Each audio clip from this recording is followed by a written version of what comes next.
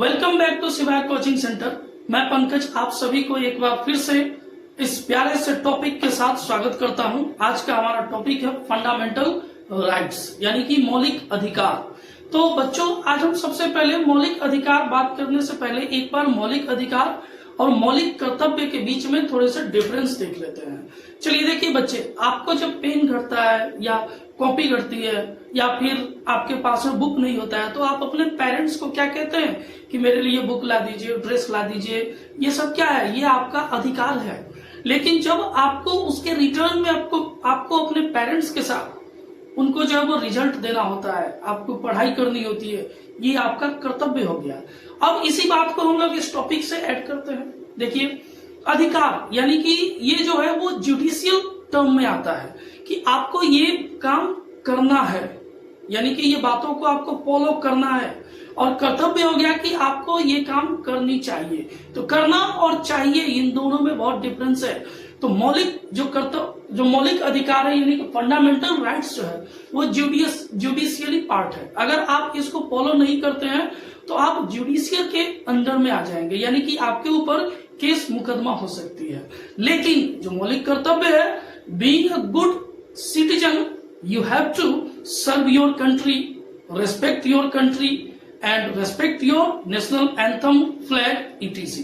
तो ये हो गया मौलिक कर्तव्य और मौलिक अधिकार। आज का हमारा टॉपिक है फंडामेंटल राइट्स। देखिए, हमारा जो फंडामेंटल राइट्स है वो अपने जो कॉन्स्टिट्यूशन है उसके पार्ट 3 में लिखा गया है।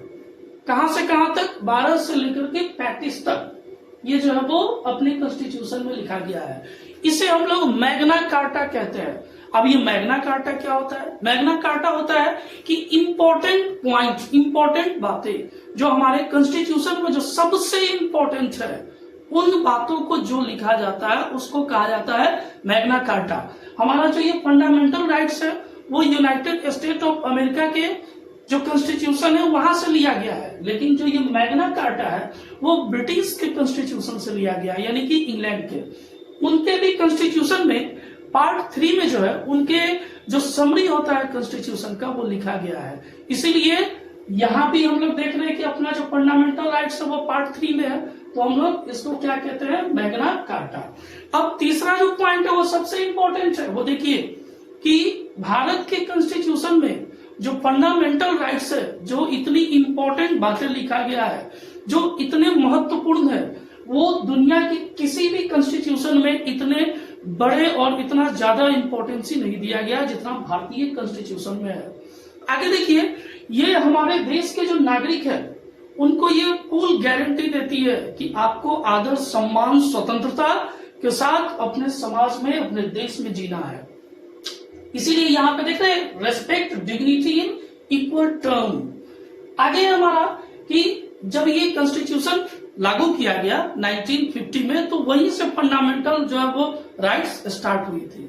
तो फंडामेंटल राइट्स स्टार्टिंग में तो साफ था, लेकिन 1978 में 44 में जो संशोधन होता है, जो अमेंडमेंट है, उसमें राइट टू प्रॉपर्टी जो आर्टिकल 31 है उसको हटा दिया गया। तो अब हमारे पास में कितना फंडामेंटल राइट्स है? 6 है। चलिए तो बच्चों, आज हम लोग फिर से स्टार्ट करते हैं। आर्टिकल सबसे पहले जो हमारा इंपॉर्टेंट जो आर्टिकल्स है फंडामेंटल राइट्स में वो 14 से लेकर के 32 तक है, लेकिन हम लोग 12 और 13 से स्टार्ट करते हैं। पहले आर्टिकल 12 हमें क्या कहता है? ये हमको हमारे देश यानी कि स्टेट के बारे में बताती है। तो स्टेट यहाँ पे बृहत वर्ड हो गया जो पूरे देश के लिए है, कि देश के अंदर चाहे वो गवर्नमेंट हो या पार्लियामेंट हो या लोकल अथॉरिटीज जो बॉडी है वो हमारे किसी भी तरीके की जो हमारे जो फंडामेंटल राइट्स है उसका वो उल्लंघन नहीं कर सकते हैं। कहने का मतलब है कि नागरिकों को उससे वंचित नहीं कर सकते हैं। अगर ऐसा करते हैं तो हम अकॉर्डिंग टू आर्टिकल 12 हम उनके ऊपर चैलेंज कर सकते हैं। ये हो गया आर्टिकल 12। आर्टिकल 13 कहता है कि वो सारे लॉ जो हमारे लिए बनाया गया है और वो लॉ अगर फंडामेंटल राइट्स के अगेंस्ट है, उसके खिलाफ है, तो वो जो लॉ है वो नल हो जाएगा, यानी कि अवॉइड हो जाएगा, वो खत्म हो जाएगी वो लॉ। तो इसमें 2 चीज आता है, एक 13(1) और 13(2). 13(1) में है कि बिफोर इंडिपेंडेंस, आजादी से पहले जो नियम कानून बनाया गया वो जो कि फंडामेंटल राइट्स के अगेंस्ट में हो, या 13(2) जो आजादी के बाद वो नियम कानून बनाया गया हो, ये सारे नल हो जाएंगे। अब बात करते हैं जो आर्टिकल्स खत्म हो गया, तो वो खत्म कौन सा हो गया? 31 जो राइट टू प्रॉपर्टी है। आपने सुना होगा एक केशवानंद जी के नाम, जो केरल से बिलोंग करते हैं। उनके लिए जो एक आश्रम था, जिस जमीन पे वो आश्रम बना करके रहते थे, तो वहां पे गवर्नमेंट का एक प्रोजेक्ट था, जिस प्रोजेक्ट के तहत उनकी जो जमीन था वो उस प्रोजेक्ट के अंडर में आ गया। तो उनको वो जमीन जो है वो उसके लिए गवर्नमेंट ने मुआवजा दिए और वो जमीन ले लिए। लेकिन इस बात को अकॉर्डिंग टू फंडामेंटल राइट्स उन्होंने क्या किया? हाई कोर्ट में केस अपील की, वहां पे वो हार जाते हैं। फिर बाद में वो जाकर के सुप्रीम कोर्ट में इस केस को दायर किया, लेकिन वहां भी जो है वो ज्यूरी सिस्टम था, जिसमें से 5 ज्यूरी में से 3 ने उनके अगेंस्ट में जो है वो फैसला सुनाई। वहां पे तो सरकार ने उनको मुआवजा देकर के वो जमीन ले लिया। बाद में फंडामेंटल राइट्स में से 1978 में 44वें अमेंडमेंट के तहत इस आर्टिकल्स को खत्म कर दिया और राइट टू जो प्रॉपर्टी है इसको फंडामेंटल राइट से हटा दिया गया।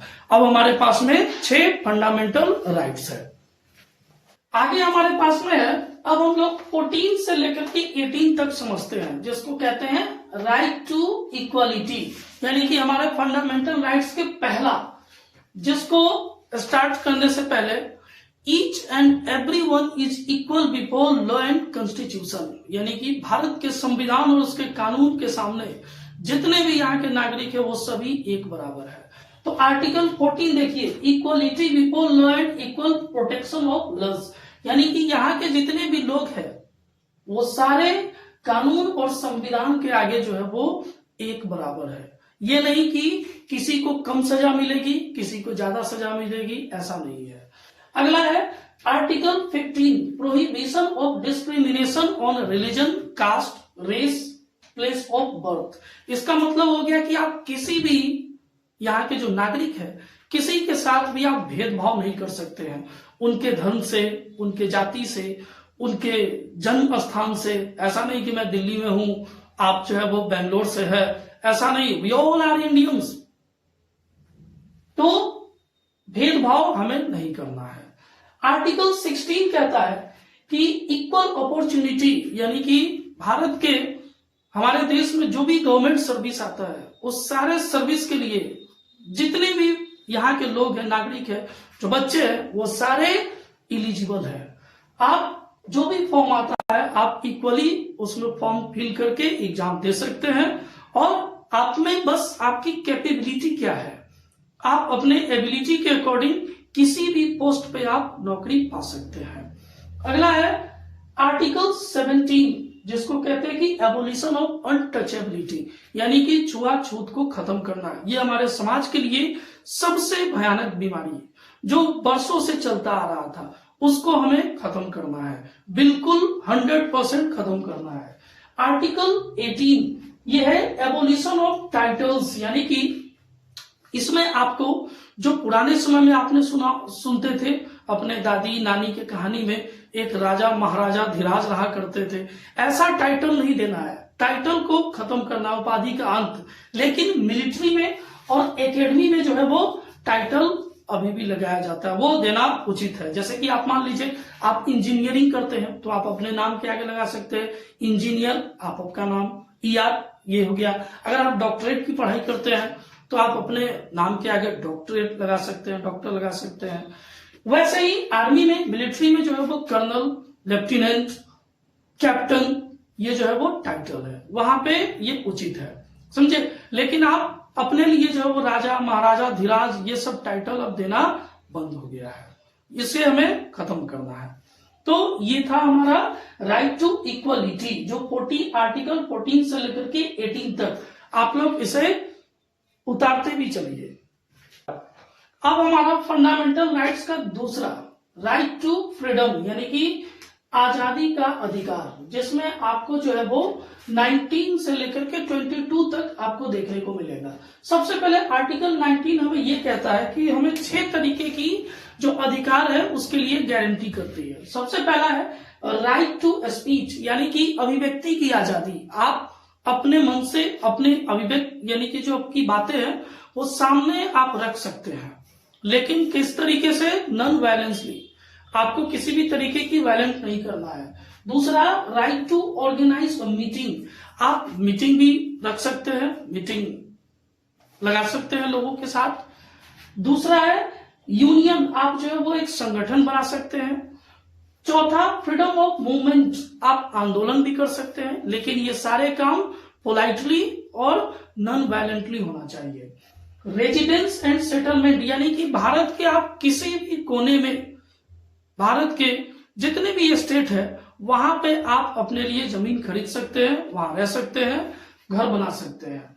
अगला है फ्रीडम ऑफ एक्सेप्ट कश्मीर, वहां पे अभी भी 15 साल रहना पड़ता है वहां पे जमीन खरीदने के लिए, यानी कि कंप्लीटली 370 जो धारा है वो अभी खत्म नहीं हुआ है।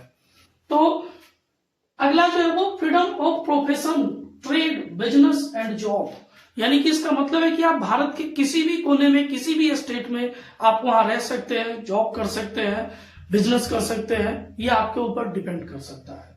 आगे है आर्टिकल 20, इसका हो गया protection in respect of conviction for offences, यानी कि इसका मतलब हो गया कि अगर कोई भी अपराधी है, ये बहुत ही इंपॉर्टेंट आर्टिकल है, आर्टिकल 20 एंड 21। 20 जो आर्टिकल है ये हमें ये बताती है कि कोई भी अपराधी तब तक अपराधी नहीं होता है जब तक कि उस पे जो है वो दोष लग न जाए। कहने का मतलब है कि वो साबित न हो जाए। दूसरा, अगर किसी भी तरीके की जो एक आदमी है जिसको ऊपर दोषारोपण हो गया तो उसको जो है वो एक सजा यानी कि एक गुनाह के लिए एक तरीके की सजा मिलेगी। ये नहीं कि आप उसे जेल में बंद कर दिए तो उसके साथ जो है वो पनिशमेंट, अगर उन्हें मिला है कि 1 साल की सजा मिला है तो आप जेल में उसे टॉर्चर करना, मारना, ये सब जो है वो नहीं करना है। तो ये आर्टिकल 20 हमें ये बताती है कि हमें एक आदमी को एक गुनाह के लिए सिर्फ एक ही सजा मिलेगी, एक बार में। अगला है article 21, protection of life and personal liberty, यानी कि इस भारत देश में जितने भी लोग हैं वो अपने जीवन को सुरक्षित रख सकते हैं। दूसरा, उनकी अपनी पर्सनल आजादी है जो उसको वो कर सकते हैं। इसमें 21 आर्टिकल में एक और बातें आती है जिसमें है right to education from 6 to 14 years, यानी कि पढ़ने की आजादी, शिक्षा की जो अधिकार है वो 6 साल से 14 साल तक के बच्चों के लिए। आगे इसमें और भी बातें आती है, right to privacy, right to health, ये सारे इस 21 आर्टिकल में आ जाते हैं। आर्टिकल 22 यानी कि हम लोग राइट टू फ्रीडम पर है, आर्टिकल 22 जिसमें protection against arrest and detention in certain case. इसका मतलब हो गया कि कोई भी व्यक्ति अगर आप रास्ते पे चल रहे हैं, अचानक से पुलिस आई और आपको जो है वो अरेस्ट कर लिया, तो वहां पे आपको वो कारण जानना जरूरी है कि आप हमें किस बेस पे अरेस्ट कर रहे हैं। तो इसके लिए आपके पास में वारंट पेज है कि नहीं है, तो ये चीजें हो गई। दूसरा, आप अपने पसंद से अपना वकील रख सकते हैं। तीसरा, 24 घंटे के अंदर में मजिस्ट्रेट के सामने पेश होना, ये सब हमें आर्टिकल 22 बताती है। अब है हमारा राइट अगेंस्ट एक्सप्लॉइटेशन, यानी कि फंडामेंटल राइट्स के तीसरे पार्ट, जिसको हम लोग कहते हैं कि शोषण के विरुद्ध अधिकार, जिसमें आपको 23 और 24 आएगा। आर्टिकल 23 हमें ये बताता है कि prohibition of human trafficking and force labour, यानी कि इसका मतलब हो गया कि आप मानव तस्करी नहीं कर सकते हैं, मानव की खरीद बिक्री नहीं कर सकते हैं। दूसरा, आप जो है वो बंधुआ मजदूर नहीं बना सकते हैं। जितनी भी जो टाइम मजदूरों के लिए पैसा है वो आपको देना है। कहने का मतलब है कि ये इंपॉर्टेंट आर्टिकल्स जिसमें सबसे जो हम कहते हैं ना कि मानव का जो अधिकार है, जो ह्यूमन राइट्स है, वो हमको ये बताती है। Article 24, prohibition of employment of children under 14 years, इसका मतलब हो गया कि आप 14 साल और 14 साल से नीचे तक के बच्चे को किसी कंपनी, फैक्ट्री, इन जगहों पे काम आप नहीं करवा सकते हैं, ये प्रोहिबिशन है। अब हमारा फंडामेंटल राइट्स में चौथा पार्ट जिसको कहते हैं right to freedom of religion, यानी कि धर्म की आजादी का अधिकार। जो आर्टिकल 25 से 28 तक, इसमें आपको सबसे पहले आर्टिकल 25 हमें क्या कहती है? Freedom of conscience of and free profession and propagation of religion. इसका मतलब हो गया कि आप अपने मन से किसी भी धर्म को अपना सकते हैं, किसी भी धर्म को एडॉप्ट कर सकते हैं, आप पर्व त्योहार मना सकते हैं। ये हमें आर्टिकल 25 कहता है। आप उसका प्रचार प्रसार कर सकते हैं अपने धर्म का। आर्टिकल 26 हमें कहता है कि टू मैनेज रिलीजियस अफेयर्स, यानी कि आप धार्मिक संगठन बनाना। आपने बाबा को, सूफी संत को उपदेश देते हुए देखते हैं, तो आप भी, अगर आपकी मर्जी है तो आप भी संस्था बना करके उपदेश दे सकते हैं, प्रचार कर सकते हैं। Article 27 freedom from payment of taxes for promotion of any particular religion. इसका मतलब ये हो गया कि आपको किसी भी धर्म उपदेश देते हुए देखते हैं, तो आप भी, अगर आपकी मर्जी है तो आप भी संस्था बना करके उपदेश दे सकते हैं, प्रचार कर सकते हैं। Article 27 freedom from payment of taxes for promotion of any particular religion. इसका मतलब ये हो गया कि आपको किसी भी धर्म को मनाने के लिए, अपनाने के लिए या प्रचार प्रसार करने के लिए आपको किसी भी तरीके की टैक्स जो है वो पे नहीं करना है। ये हो गया टैक्स मुक्त। आगे है आर्टिकल 28, ये हमें कहती है, ये बहुत ही इंपॉर्टेंट है यहाँ पे, freedom from attending religious instructions in institutions. इसका मतलब हो गया कि हम अपने जो स्कूल कॉलेज, यहाँ पे धर्म के बारे में बात कर सकते हैं, वहां पे अपनी पर्व त्योहार भी मना सकते हैं, लेकिन कुछ ऐसे जगह है जो एकदम गवर्नमेंट के अंडर में आती है, जैसे कि आपने सुना है IMA Indian military academy, INA Indian naval academy, या फिर केंद्रीय विद्यालय, ये सब जगहों पे ये प्रोहिबिशन है। आप उसमें किसी भी तरीके की धर्म की प्रचार प्रसार नहीं कर सकते हैं, क्योंकि यहाँ पे आपको सिर्फ 3 चीज सिखाया जाता है। First nation, second brotherhood and third is pride for country. तो ये है हमें आर्टिकल 28। वैसे हम अपने स्कूल कॉलेज में पूजा पाठ, धर्म से रिलेटेड बातें करते हैं। थैंक्स। अब हमारे पास है फंडामेंटल राइट्स के 5वें पार्ट, जिसे कहते हैं कल्चर एंड एजुकेशनल राइट, यानी कि ये हमारे शैक्षणिक और सांस्कृतिक जो अधिकार है वो। यहाँ पे आपको माइनॉरिटीज, जो अल्पसंख्यक समुदाय है, उनके संरक्षण के हितों की बात की गई है।